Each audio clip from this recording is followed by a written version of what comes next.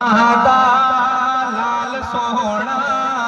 जग ते आया बा कमाल सोहना गुंगिया तू भी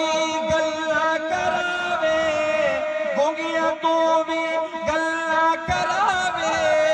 पत्थरा तू भी कलमे पढ़ावे पत्थरा तू भी कलमे पढ़ावे टुकड़े करदा ही लाल सोहना जग ते आया बा कमाल सोहना टुकड़े करदा ही लाल सोहना जग ते आया बा कमाल सोहना आमना दा लाल सोहना जग ते आया बा कमाल सोहना अर्श नूं तां फर्श तई तियां खुशियां दा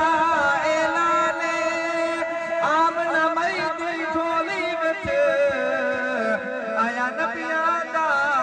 सुनता